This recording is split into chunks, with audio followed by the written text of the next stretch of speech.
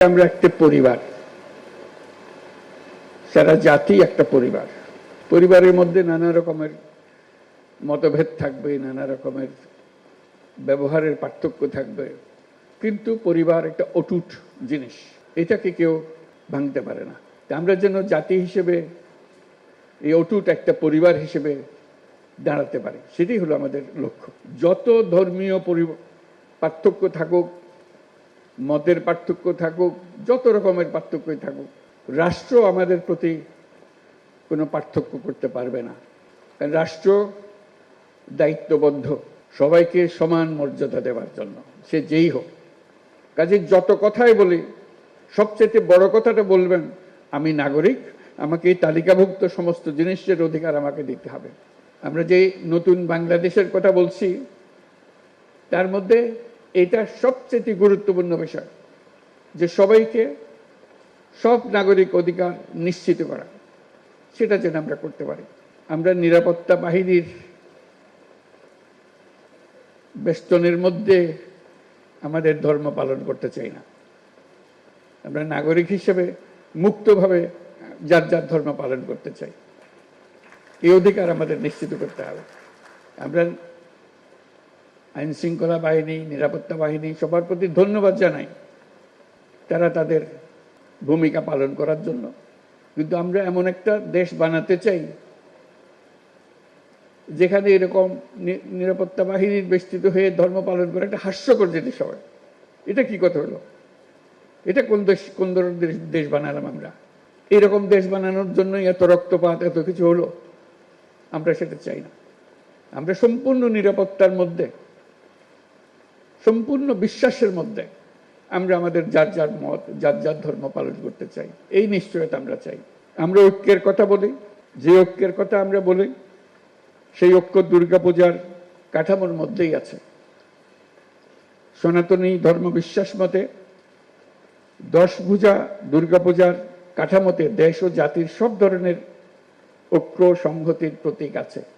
লক্ষ্মীর ধন সম্পদ, সরস্বতীর জ্ঞান, কার্তিকের বীরত্ব, গণেশের সাফল্য, 10 ভুজা দুর্গার অসীম শক্তি সম্মিলিতভাবে সমস্ত অশুভ শক্তিকে পরাজিত করে।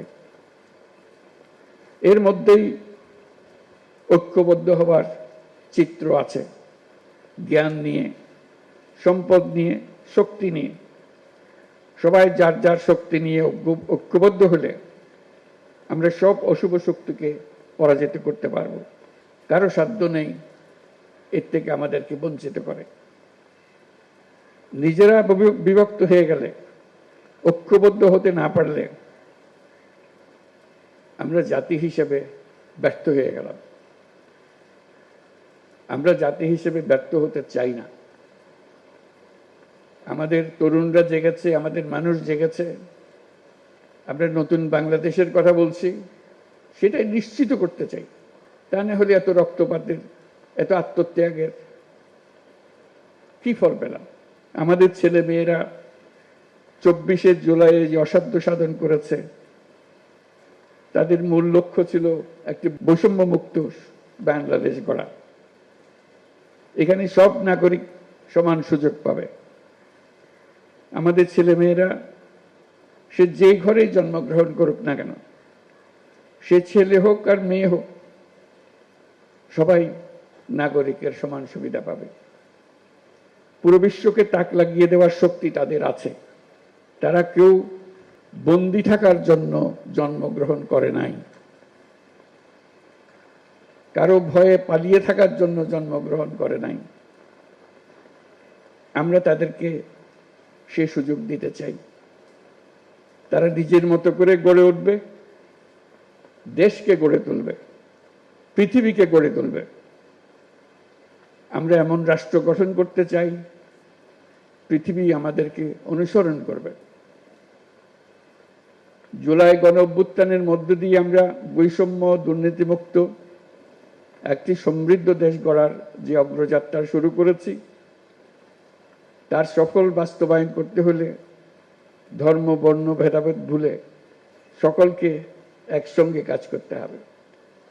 সব অশুভ অন্যায় অন্ধকারকে পরাজিত করে ঐক্য সম্প্রীতির জয় হবে, বাংলাদেশ এগিয়ে যাবে কল্যাণ ও সমৃদ্ধির পথে।